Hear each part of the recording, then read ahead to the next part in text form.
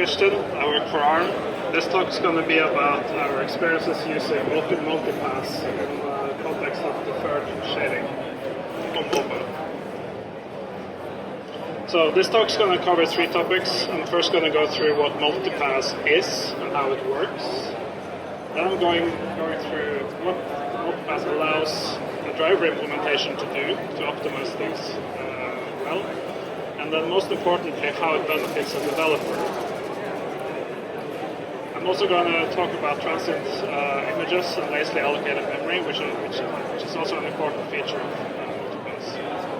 And finally, I'm going to go through some case studies where I go through three applications with increasing complexity and study their performance characteristics.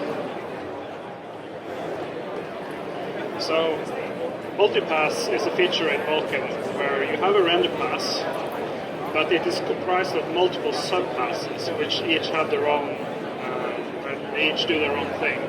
And subpasses communicate with each other through they share attachments in the frame buffer, but they also have dependencies between each other. And the classic example here will be something like a deferred shading pipeline where you have the G buffer and the lighting path, which will be two separate subpasses.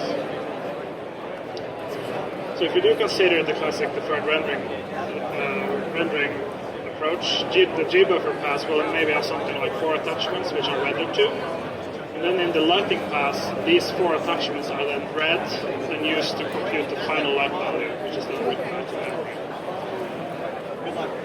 Now, the important thing about deferred shading is that in the light pass, the G buffer attachments are read at GL frame chord at the same pixel that the G buffer rendered to.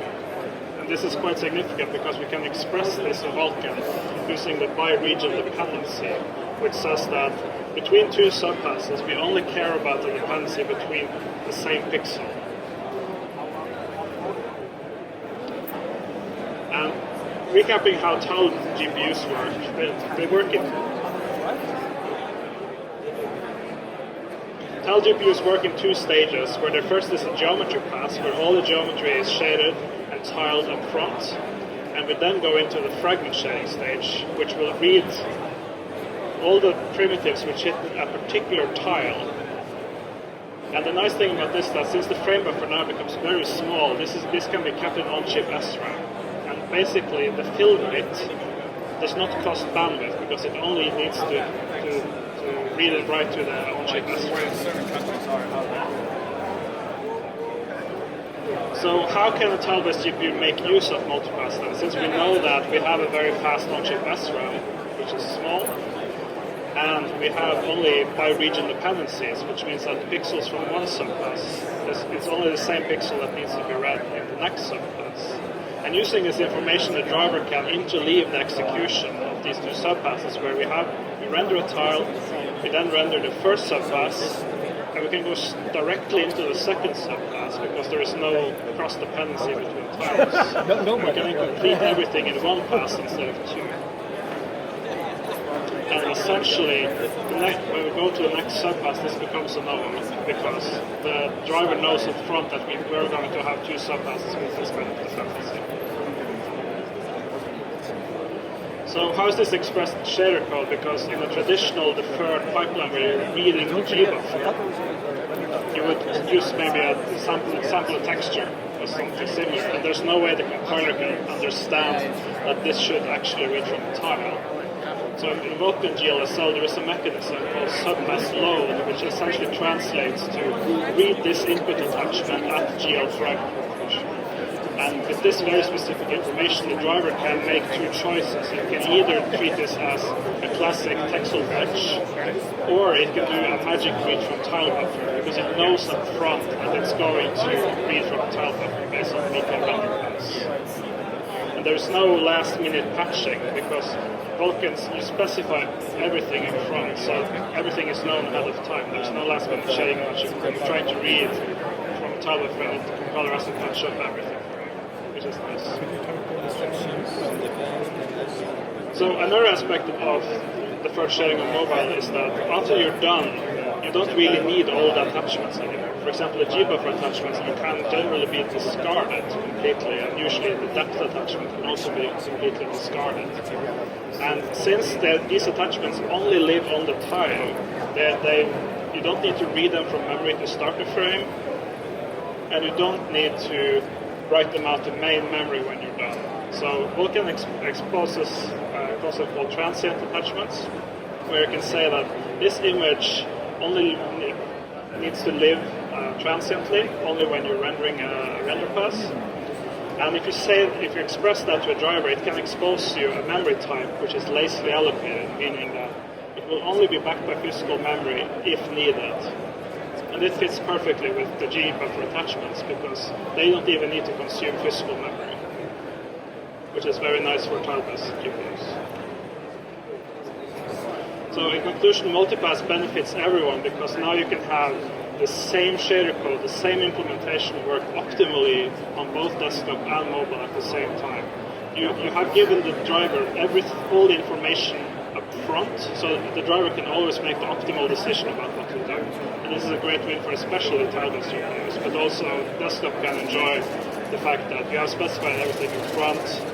You can have relaxed dependencies between subpasses and so on. This is quite exciting. So now on to some tests we did. We had 3 case studies.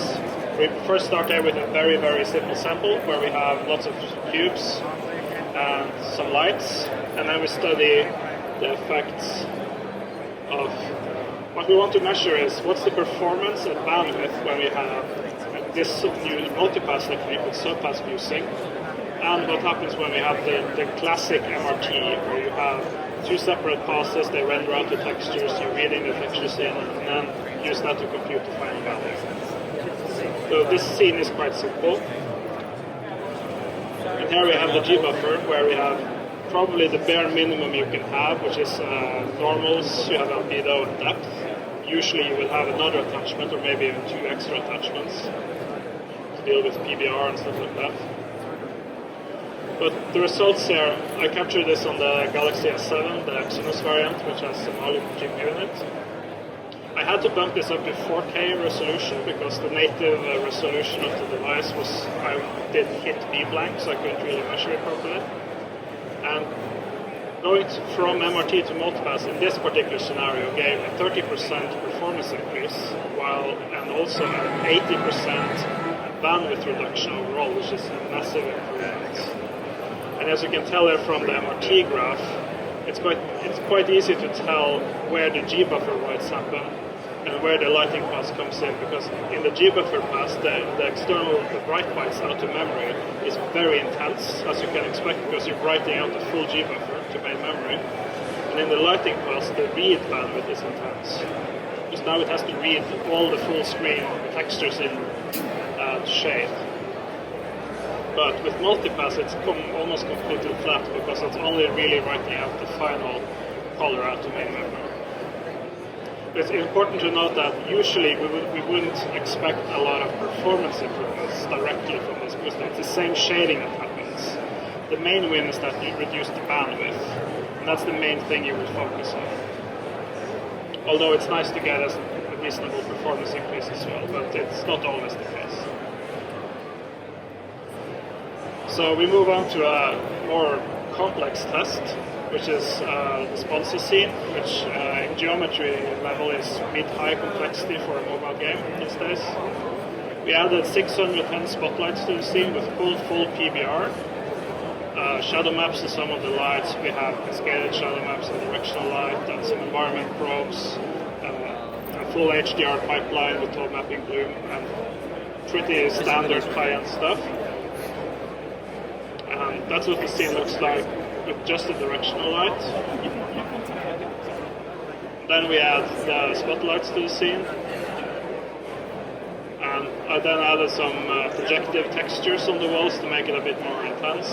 So I made little textures. So these lights are rendered with the classic light volume technique where you just blend light meshes on top of the frame buffer, because fill rate does not equal bandwidth on 12-bus GPUs. So I opted for a simpler solution here, which is the classic light volumes, but I still wanted to reduce the overdraw, because what usually happens with these algorithms is you have a lot of false positives in doing deferred rendering, where you generate a lot of lighting work which doesn't result in any color. So we tried the very old, practically unusable stencil coloring technique these days. The technique works in that you draw the back faces of a light. If it passes the depth test, you set the stencil, and you change the stencil test back to a front facing, and then you test. So effectively you get a double-sided depth test or intersection test, which is really what we want with the light volume. But this technique is kind of unusable these days because you need 2 draw calls per light. You cannot instance them, and obviously this doesn't scale at all. And even if you can make it work from a driver overhead perspective, you will still have worse GPU performance due to all the state hopping going on, very little work in between them. So what we tried instead was to cluster the lights in depth and essentially create a 2-bit depth buffer in stencil. And using both depth testing and stencil testing, we can approximate intersection testing, although very conservatively. But it did save a lot of overdraw. And the nice thing, this can be instanced, so all the lights in a particular cluster can be instanced together. And going from 1 draw call to 4 draw calls is much better than going from 1 draw call to 1,000 draw calls. So that's what the stencil buffer looks like after peeling out the stencil buffer. You can see it has a gradient down as it goes deeper into the scene. And that's used as a second depth buffer when we render it.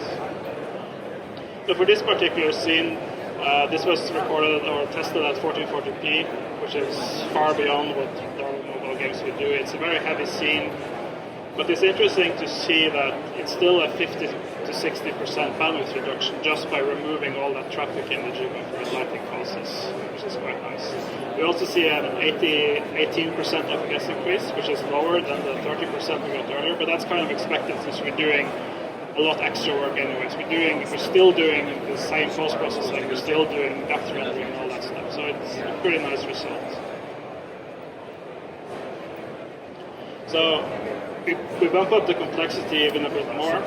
This is a scene, or we showed a demo last year's GDC, the Vulkan demo, as we call it, which shows a very complex city scene with lots of geometry and lots of complexity in it. But this time we added a deferred render using Multipass to use it as a sort of test bed to see if it can handle very, very complex scenes for a mobile perspective. So the scene is very heavy. It has 2.5 million primitives. To even make this run in a reasonable way, we have to employ software occlusion culling to make this work, make it fit. We add then on top of that the 100 spotlights, all with shadow maps. We have reflection probes. We have cascaded shadow maps for the direction of the light. We have ocean simulation running with FFT compute, full bloom and tone map post-processing, very intense stuff. So this is sort of the render graph of the scene, but even if it's a lot of stuff, it's still the G-buffer and lighting pass that's the main time during the frame. That's the heaviest part. So what we want to then test is what happens if we make this into a multipass. Effectively, this becomes one big render pass instead. So the implementation details of what we're doing, it's a very standard deferred render really. The main difference we do is that since fill rate does not correlate with bandwidth, we can make some optimizations where, for example, writing out emissive materials in the G-buffer pass doesn't cost any bandwidth, so we can make use of that. So we don't have to do any trickery to forward emissive materials through the other G-buffer attachments and stuff like that. And again, we make use of the stencil buffer a lot to cull the lights, for example, and that doesn't cost any bandwidth, so that's nice. In the lighting pass, it's very standard, just blend light volumes as mentioned earlier in the sponsor scene. And of course, transparent objects have to be blended on top of that, and then fogging and stuff like that is applied at the very end in the lighting pass as well. So in terms of how we implement this from an engine perspective, the main thing really is that an engine must have a concept of a render pass. There must be a clear begin, there must be a clear end. Otherwise, there's no way the driver can figure out that you have multiple subclasses. You have to specify it up front, otherwise it will not kind of work. So the way to accomplish this is you need some kind of pass graph or some higher level structure where you have these render passes being specified up front. And that's, every engine should do that anyway, so this is not something that's new. So the way we deal with transient and lazy images is the fact that we are never going to use these textures outside the render pass anyways. So what we ended up doing was we just say, we have some virtual attachments with these formats, please just magically allocate them for us and manage them in the pool, because they don't even consume physical memory. So there is no real cost of just allocating them. And it turned out to be nicer than having to manage a lot of textures that are like the individual gbuffer attachments, because this time we just say, we're just going to render to the light, and please just give me a gbuffer, please. So that worked quite nicely for us.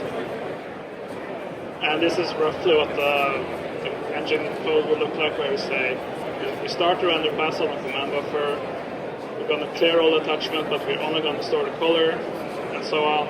We pass in the multipass information, render geometry, next subpass, draw lights, complete, and then end the render pass. That's the kind of structure you would need to see in an engine to get multipass. So the test data here again, it's somewhat similar to Sponsa because it's doing a lot of the same things. But even if it's doing all the extra stuff, we still see a pretty decent improvement with 12 FPS, but also, more importantly, 50% bandwidth savings here in this scene, which is really, really nice. And this bandwidth reduction, that translates to an overall 25% NG save per frame. And that's very, very big, because this translates almost directly to improved battery life. Because that's one of the big problems with deferred shading.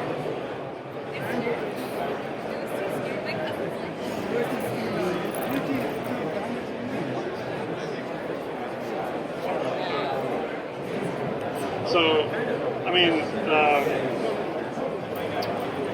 so bandwidth is a pretty significant part of power, but it's not the only thing that costs power. It's just very, bandwidth costs a lot of power in general. So overall, we did get a 25% energy saving here, which is very, very nice. So that effectively means that deferred rendering becomes much more viable on mobile, because having intense bandwidth requirements has been a very, very big problem. It's one of the reasons why doing deferred on mobile is really difficult. This is the scene in daytime. It shows that it has HDR, essentially. So there was some performance consideration for when you want to do multipass with tilers. So on desktop, the traditional way to optimize deferred rendering is that you want to keep your gbuffer as small as possible, even if it means very clever packing to get it down to a very, very small gbuffer. But on a tile-based GPU, the on-chip SRAM has a fixed size, which means that you have this budget of, in our case, 128 bits per pixel of color data, so there's no point in going below that. It's just that when you try to go beyond that, there is not enough space, so you will need fewer or smaller tiles to be able to keep the gbuffer on. To keep the gbuffer on the tile, basically. But 128-bit is a pretty good budget. It's very easy to hit that budget. Another thing with how to, because subpass load, the special magic instruction that lets you load an input attachment, most current engines won't have that concept at all. They usually just say text will fetch from a texture or something like that. But now you need to have, you need to be able to inject subpass load somehow into your code. So there are two solutions really. If you're writing everything in Vulkan GLSL and and you use that as your main shading language, then of course you can use subpass load, and it's fairly easy to translate that into other shading languages with, for example, SPUR Cross to GLSL or other shading languages. The other thing, if your engine is based around HLSL, for example, you do need some kind of magic intrinsic that lets you specify that we are going to do subpass load when we emit SPUR, for example. And dealing with multipass is very simple because you can just unroll the render passes on older APIs which don't support this concept. For image layouts, since we have transient images, we have gbuffer attachments, we should never have to care about them. We shouldn't have to track their layouts and deal with synchronization. Fortunately, in the Vulkan render pass, we can express this quite nicely because we can say that we have an external dependency, and we're going to say that we start off in undefined, and we're just going to automatically transition the gbuffer attachments to color attachment optimal. And the nice thing is that on begin render pass, it will just do it magically for you, and you don't have to track this in your engine otherwise, which is quite nice. So that was it. Any questions?